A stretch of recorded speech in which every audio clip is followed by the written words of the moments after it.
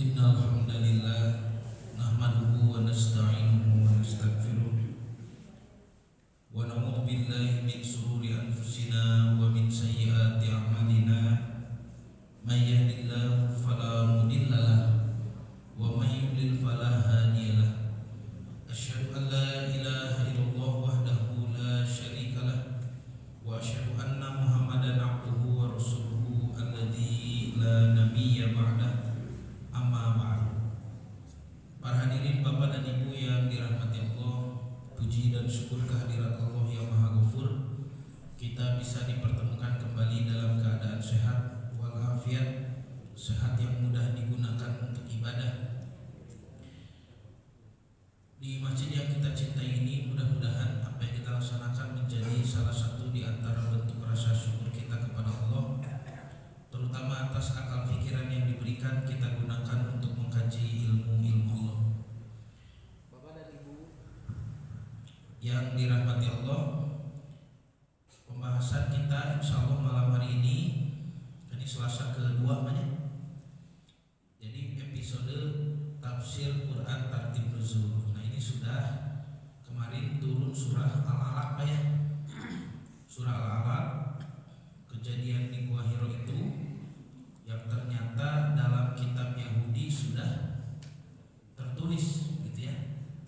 Sudah tertulis.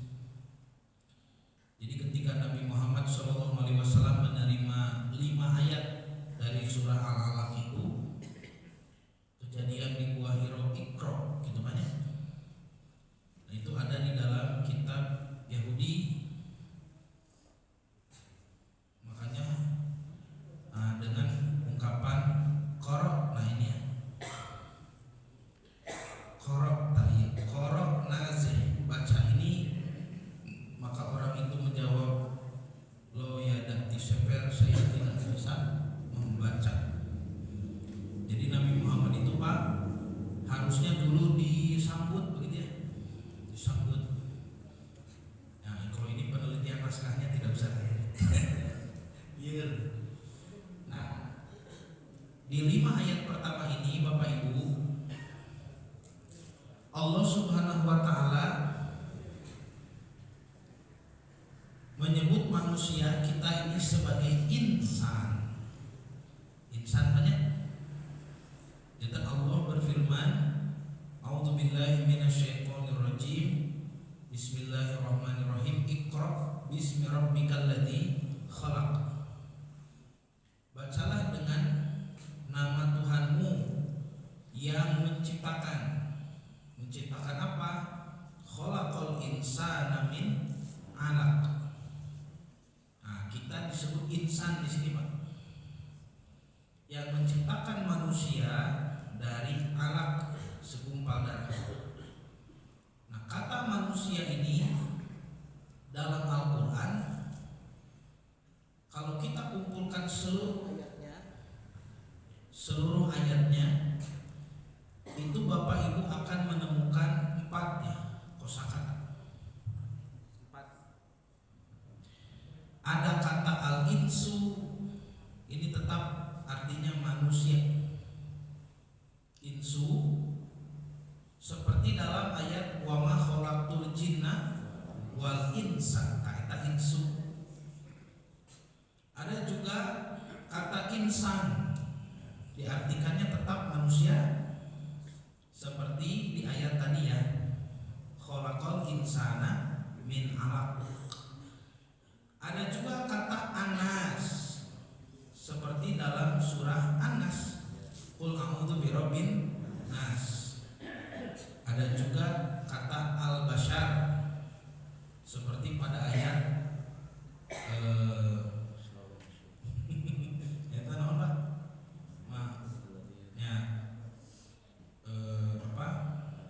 innama ana basyarun mithlukum yuha ilayya. Nah, di sini Bapak Ibu, penyebutan manusia di dalam Quran ini, Nabi SAW ketika menerima wahyu pertama mendapat pelajaran tentang kata insan. Di ayat yang tadi, insan ini dikaitkan dengan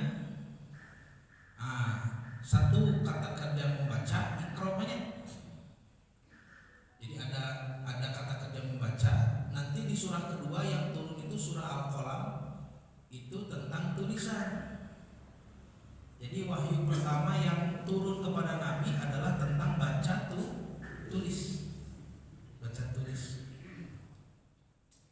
Uniknya Nabi SAW sendiri tidak bisa baca tulis secara formal begitu ya. Sanes jalminya kolak gitu Pak. Nah, maka di sini insan, ketika sudah menyebut insan di ayat ketiga Allah berfirman Iqra wa rabbukal akram. Bacalah dan Tuhanmu lah yang maha pemurah, yang maha mulia. Alladzi 'allama bil qalam, yang mengajarkan kepada manusia atau mengajari manusia dengan qalam, dengan pena.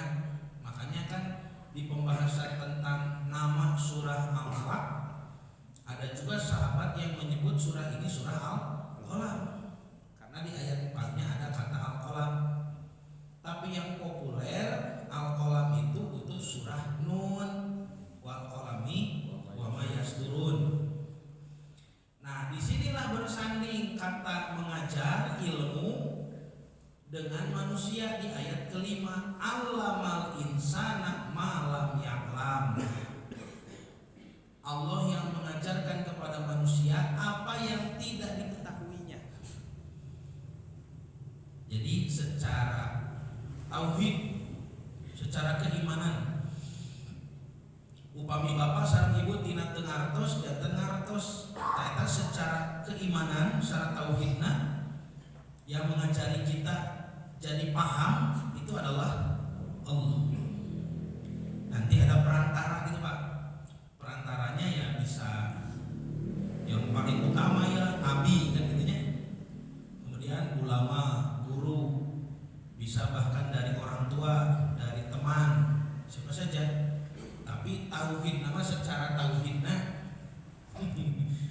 kan ya gitu banyak. Secara tauhidna Allah yang memberi kita ilmu. Perantaranya ada gitu Pak. Sama rezeki juga sama, rezeki. Kan secara tauhidna ya. Secara tauhid yang beri kita rezeki adalah Allah. Tapi nanti ibadahnya ada perantara. Allah yang men-setting semuanya. Maka jeung bapak teh katampi di perusahaan gitu nya. Kenging ilmu, kenging pengalaman, kenging gaji, salary. Nah, itu sejati tauhid, secara tauhid ada dari Allah. Tapi secara wasilah ya ibadahnya itu bapak bekerja. Makanya salah kalau dianggap rezeki itu keungeun tos aya ngatur cicing ya taman namanya tauhid. Namanya tauhidna teh acan ibadahna gitu Pak. Mohon jika kieu ya Bapak Ibu kalau sholat kan kita berdoa kepada Allah ya. Apakah Allah tahu apa yang kita minta? Tahu. Sebelum sholat juga sudah tahu. Tidak berkata-kata pun apa Allah tahu? Nah gitu. Nah itu makanya kedah maca Subhana rabbiyal a'la gitu dah. Robbi firli warhamni warzuqni ayat rezekinya. Kenapa harus dibaca tuh? Dah itu dah maha uningan. Nya eta mah pembahasan tauhid sareng ta'abudi gitu Pak. Secara tauhid keimanan kita, Allah mengetahui apa yang ada di dalam hati kita. Kalau Bapak dan Ibu menyangka Allah Maha mendengar itu, menangkap perambatan suara, hina itu ke Allah. As-Sami yang Maha mendengar, Al-Basir yang Maha melihat. Kalau Maha melihat Allah itu menangkap pantulan cahaya, hina itu ke Allah. Atau mau katingali nu poek. Allah As-Sami Al-Basir. maha mendengar, maha melihat itu apa? Yaitu innamal a'malu binniyat. Setiap amal kita niatnya ketahuan gitu Pak. Bapak tiba-tiba sholat ya, rungsing wae masalah di kantor sholat ngadu ke Allah. Itu Allah sudah tahu.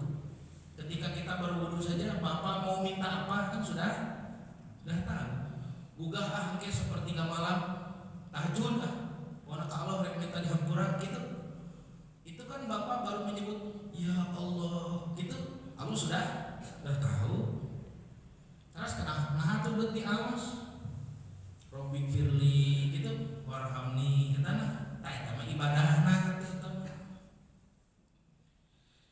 Nah maka Allah Subhanahu Wa Taala Pak di sini mengajari Nabi dengan menyebut manusia menggunakan lafaz insan dipadukan dengan ilmu gitu Pak. Nanti di ayat lain Allah menyebut bashar, tadi bashar. Pembahasannya bukan tentang ilmu di bashar mah, tapi tentang fisikal gitu mah. Nah, maka para ulama ahli tafsir menjelaskan nih apa bedanya insu, insan, anas, bashar gitu Pak.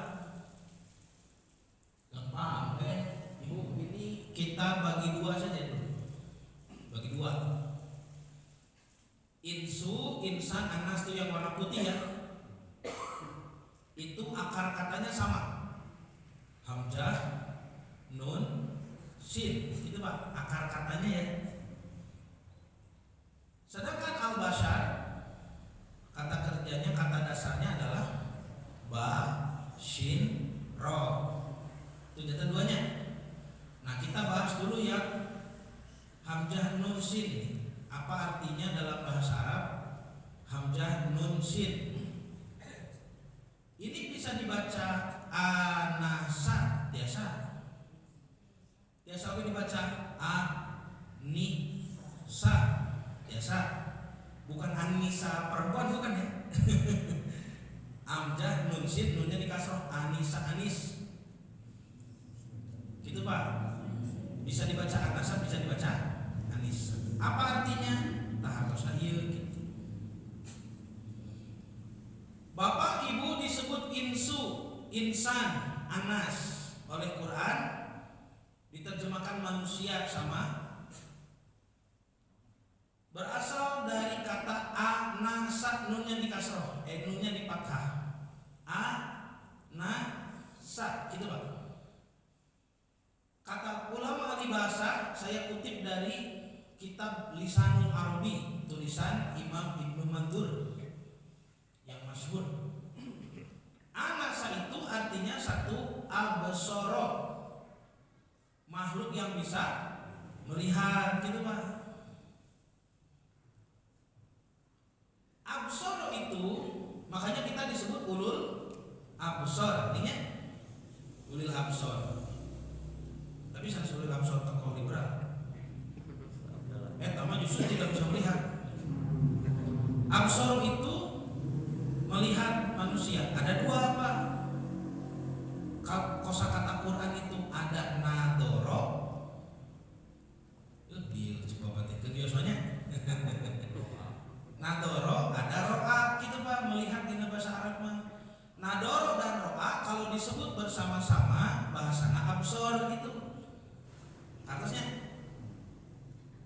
pami disebut absor, eta teh makhluk nu gaduh nador sareng gaduh ro'a. Apa itu nador? Secara bahasa melihat, tapi biasanya digunakan untuk sesuatu yang dilihat secara langsung gitu, secara fisik.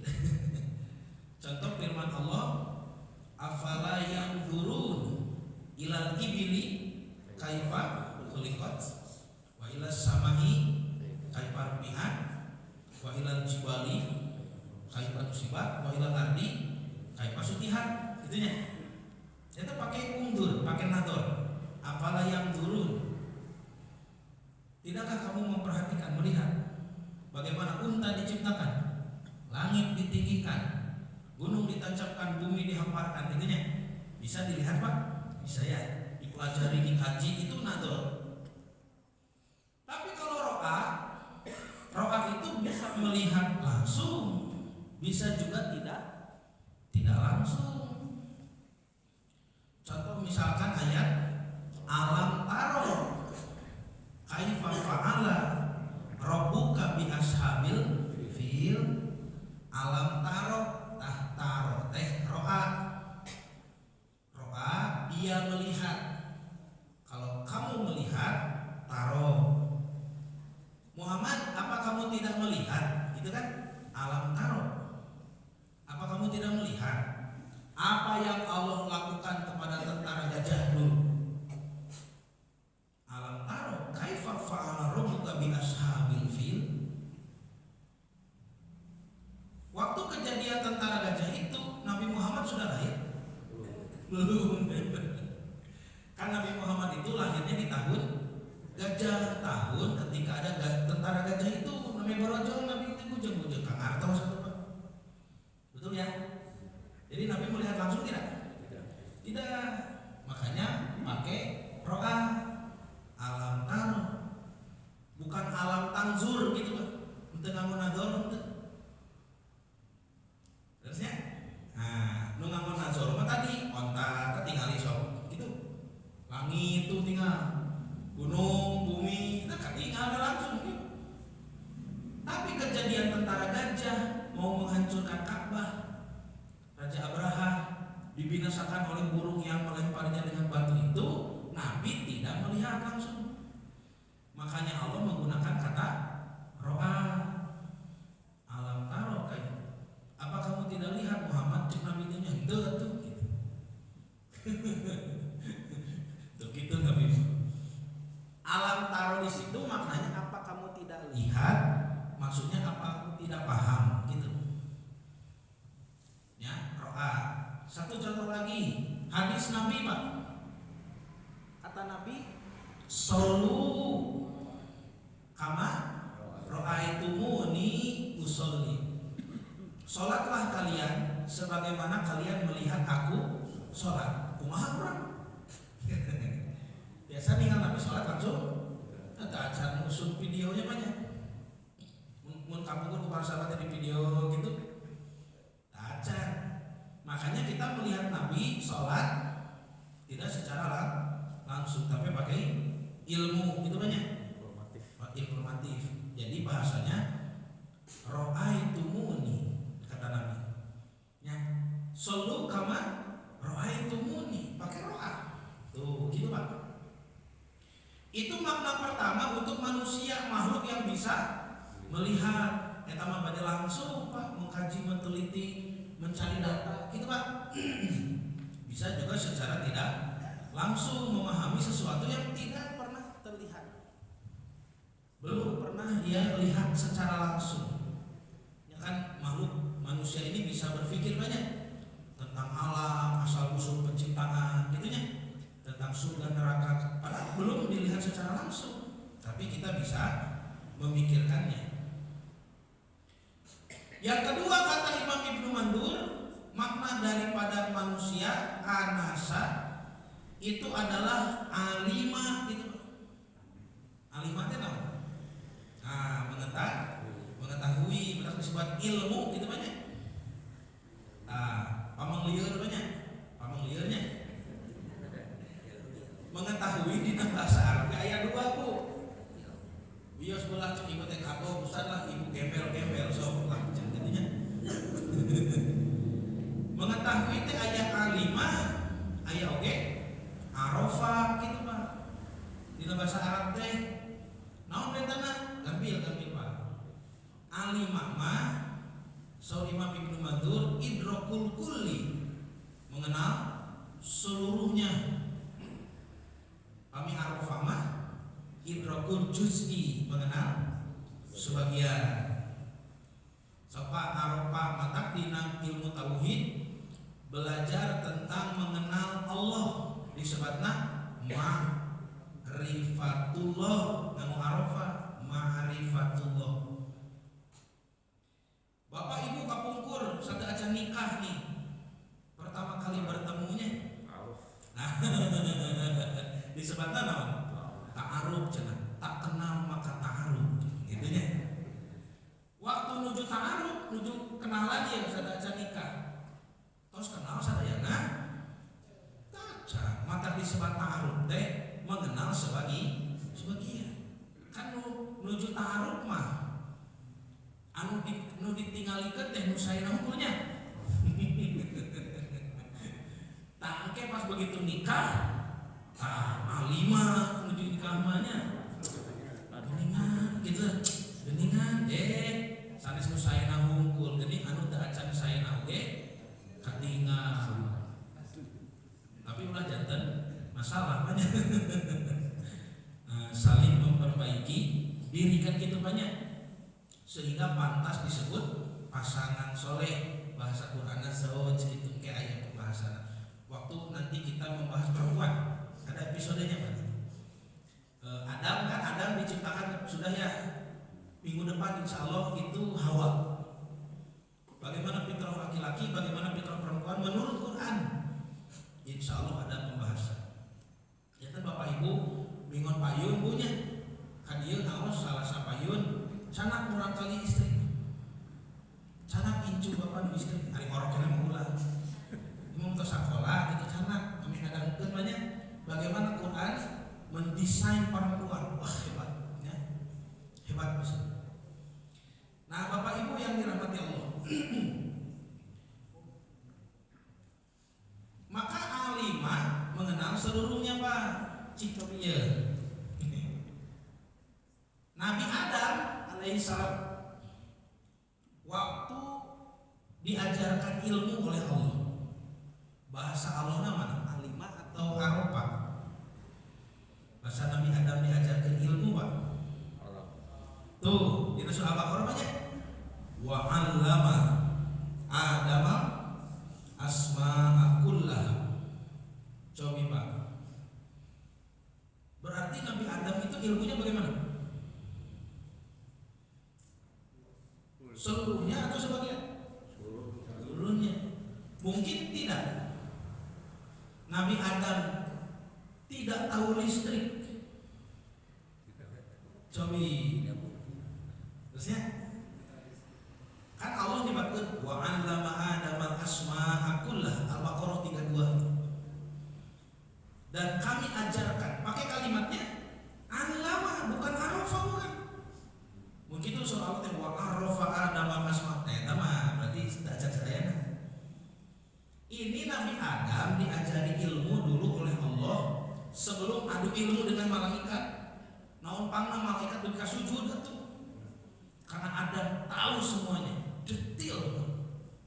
Sadayana kalau diciptakan Adam tahu. Ilmunya ensiklopedis. Pada yang generalis, spesialis, ensiklopedis gitu Pak. Generalismenya segala hafal, tapi itu segala ahli gitu. Siga bapak sang ibu ngobrol ieu apa, ngobrol itu apa, badai ngobrol naon sok tambang emas Freeport apa, badai ngobrolkeun Sintayong dipecat apa.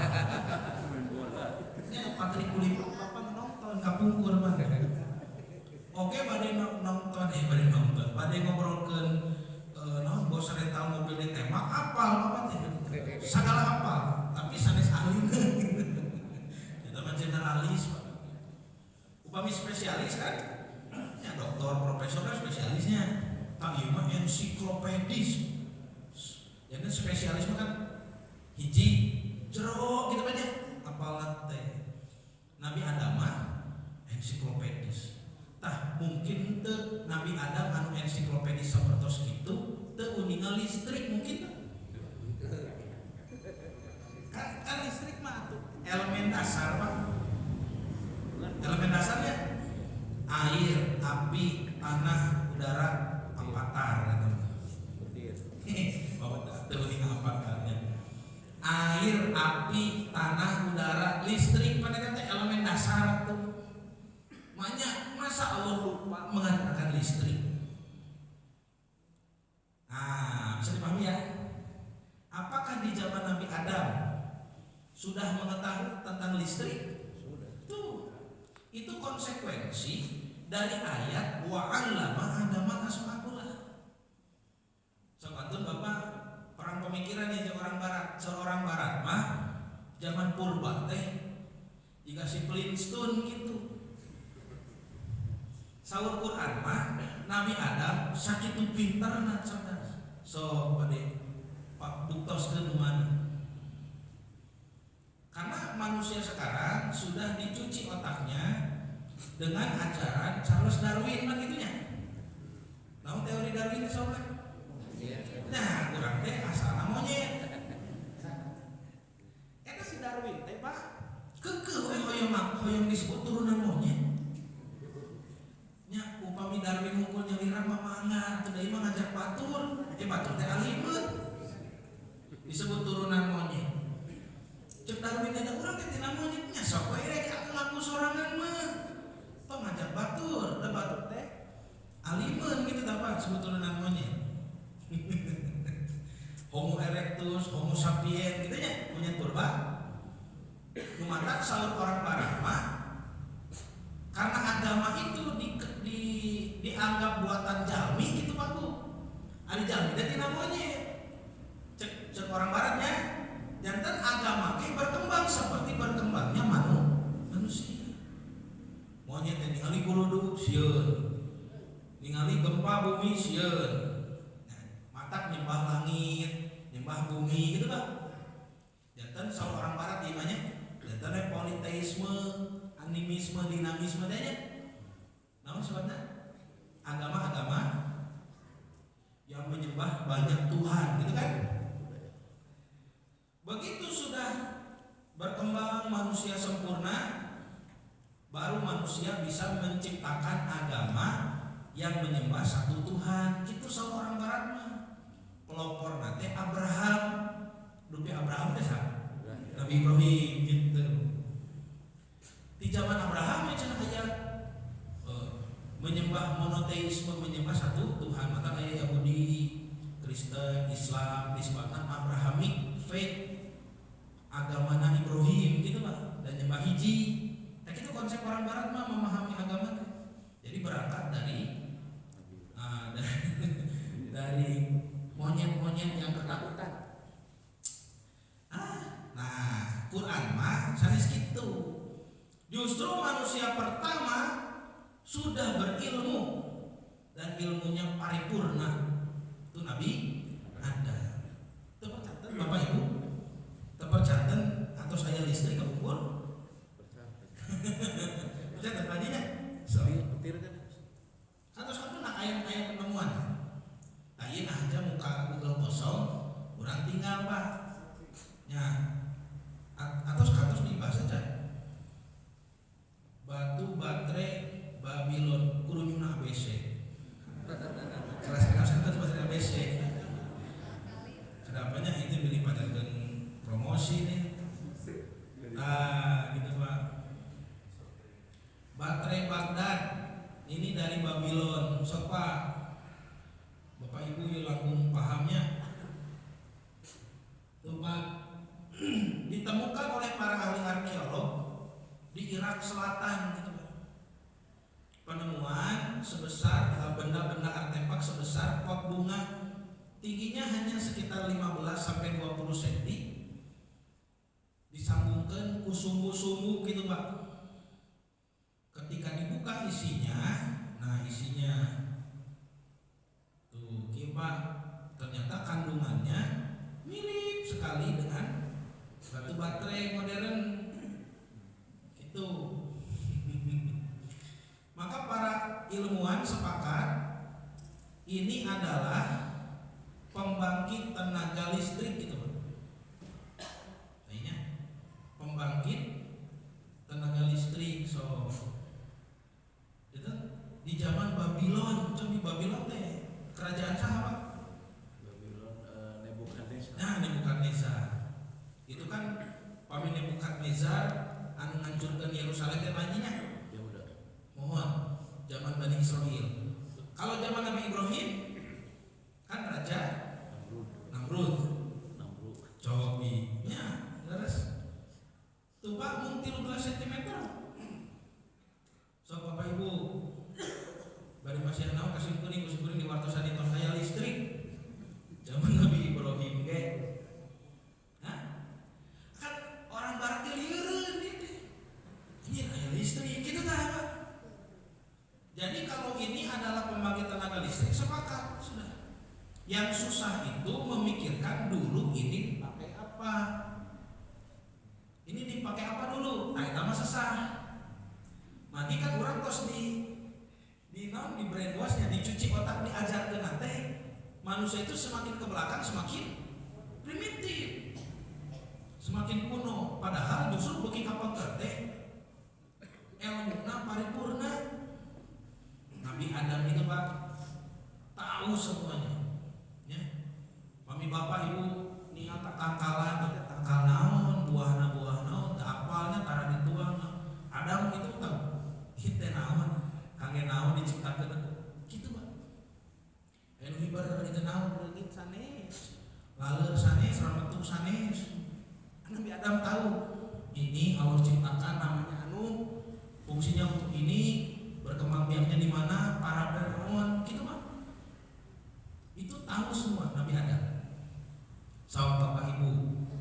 Nah, maka yang sulit itu menebak dulu listrik ini dipakai apa. Dupi Nabi Ibrahim ngecas HP teh. Dupi Namrud nyauna Jiko. Cobi dia naon ieu kapungkur teh tah sesat.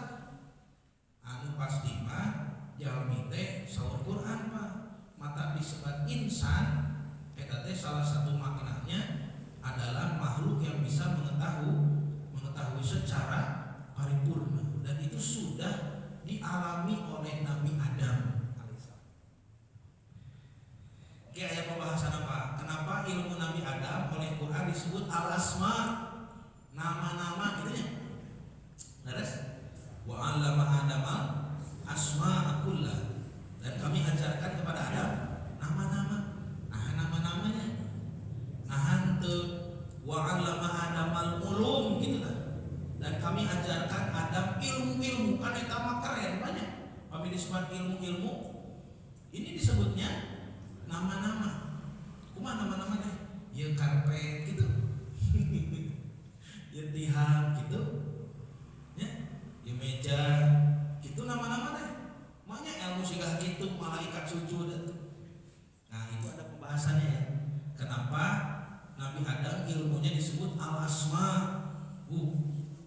Lumayan panjang kewenya di episode taburan mutiara dari awal zaman. Terus, nah maka Anas itu juga artinya istadzana, makhluk yang meminta izin. Bapak Ibu tidak berani memakai barang orang lain kecuali dengan izin. Jadi manusia itu makhluk yang bisa melihat, apakah nadoro atau roha tadi, juga mengetahui apakah alimah paripurna atau arafah sebagian. Dan ilmunya ini menjadikannya makhluk yang berbudi pekerti. Dia meminta izin. Nah, itu sudah dari zaman kuno Pak. 2000 tahun sebelum Masehi saja, waktu Siti Hajar dengan bayinya Nabi Ismail itu tinggal di Mekah, ya. Nah, itu ada bangsa Jurhumnya dari Yaman kan, mau ikut tinggal di situ karena ada sumur Jam-jam. Mereka meminta izin, coba. Jika namun jami ayeuna Pak. Ya, bujang-bujang kami berikan izin kan? Keuneu singkirkeun we ibu-ibu berage kan gitu. Henteu Pak, jami di kampung tos gaduh akhlak budi pekerti. Ya, dari 2000 tahun sebelum Masehi. Karena nanti Nabi Adam terus diajarkan. Nah, yang kedua, kalau nunnya di kasroh, anis artinya jinak. Makanya orang Arab suka menyebut hayawanun anisun, hewan-hewan yang jinak, sigah kucing gitu Pak, burung, ikan, itu hayawanun anisun. Kalau dalam konteks manusia berarti ramah dalam pergaulan. Anis teh ramah, palingan Pak Anis bagernya. Kita mah Anies Baswedan. Jangan pami Pak Anis popolotot, nah itu sudah tidak sesuai dengan namanya begitu. Terus Pak, iya duanya, maka ada riwayat dari Ibnu Abbas sebagai tambahan manusia, insan, anas, insu juga bisa berasal dari kata nasya, artinya lupa. Makhluk yang berjanji pada dirinya tapi suka lupa. Pohoan. Nah, seperti disebut nasya poho. Kami emot gitu, kami emot. Ari jalmi teh insan tina kecap naon nasya poho gitu. Terus berarti disimpulkan nih Pak, dari penjelasan para ulama dengan riwayat tambahan dari Ibnu Abbas tadi ini, manusia disebut insan menunjukkan ia makhluk yang mempunyai daya nalar banyak. Nah, bisa melihat, berpikir, alimah, arafah, berilmu, beradab, istadana, ramah dalam pergaulan, anis. Meskipun kadang ia suka lupa. Nah, ini sifat manusia dilihat dari makna kosakata insu, insan, anas. Jadi Bapak Ibu kan tidak boleh berhenti belajar ya, harus terus menimba ilmu. Kemudian kita terus berakhlakul karimah, kemudian kita ramah dalam bergaul. Tapi galak-galak banyak. Kayak gini, ngapopolotot bisa diniten teh. Karena sifat galak itu Pak, puntennya sifat jin. Jin itu sifatnya tawahasya. Tawahasya teh buas. Cobi, jadi pami bapak itu sok popolotot, demi bapak ibu teh jalmi kata Nabi. Nah, gitu ya katuna harus. Emang nana popolotot wae. An pasea karesepna teh. Ta eta mah bukan sifat manusia. Sifat manusia mah anis, ramah dalam pergaulan. Terus meskipun kadang suka lupa. Terakhir sebagai penutup, basar. Kalau basar mudah Pak. Basar mah secara bahasa artinya kulit. Basaro eta teh hartosna kulit yang tumbuh bulu gitu Pak. Jadi semua makhluk yang berkulit dan berbulu masuk kategori basar. Ari kitu atuh sanes urang hungkulnya. Kan sapinya berkulit berbulu. Sapi kan buluan Pak. Ini kata kulitna bapak upami kurbanan bingung kita kemana ya diolah digulai efeknya ngerokna teu bersih. Pas bade muang gulai teh disiuk teh alah cenah aya gulai monyet gitu mah. Padahal mah kulit sapi teu bersih ngerok gitu. Nah, atau juga kambing, domba, monyet, kucing. Ah eta teh wargi urang teh Pak. Mohon wargi urang sesama basar gitu.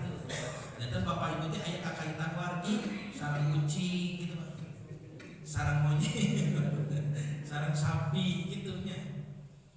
Nah, karakteristik basar kulit yang dipenuhi bulu itu tiga Pak. Satu, tercipta dari tanah, saminya sami. Dua, mustahil hidup tanpa makan dan minum. Tiga, pasti mengalami kematian karena diciptakan dari tanah, harus kembali kepada tanah. Kan bentena teh hari binatang mah bilatungan, hari urang mah balitungan. Terus gitu banyak. Nah, inilah Bapak Ibu penyebutan manusia di dalam Al-Qur'an yang ketika wahyu turun pertama kali kepada Nabi sudah ada penyebutan, sudah ada keterangan bahwa manusia disebut insan dikaitkan dengan ilmu itu sudah betul. Nah, berarti Bapak Ibu teh, puntennya Bapak Ibu teh basar, terus yang dituntut naik kelas untuk menjadi insan gitu. Ari Bapak Ibu teh urang teh basar insan. Insan atuh. Ai basar mah benernya. Cobi pami urang basar berarti hidup kita begini-begini saja. Nah, iya Pak. Hirup kurang teh dahar modal ulin. Ardolin. Mau tuh gitu mah. Iya teh pasar tuh naon beda jeung domba tuh. Terusnya, nah kan kita ini basar tapi harus naik ke kelas menjadi insan, anas, al-insu. Bagaimana caranya? Lebih naik kelasnya kumaha? Nah, berarti dengan ilmu. Kenapa malaikat dulu awalnya protes ya? Protes ya? Kenapa Nabi Adam dijadikan khalifah di bumi kan protes malaikat? Tapi ujung-ujungnya bersujud, yaitu setelah Nabi Adam punya ilmu. Oh, berarti kesimpulannya manusia itu mulia dengan ilmu. Jadi pami hoyong Nabi kemuliaan. Sanes Nabi harta sanes Nabi pangkat sanes gitu kan. Tapi Nabi ilmu. Segala banyak jadi teraskan ilmu nanti mana? Tak itu kayak terasana teh. Sampai kita mendapatkan gelar ulul albab. Ya sekian dulu Bapak Ibu yang bisa disampaikan.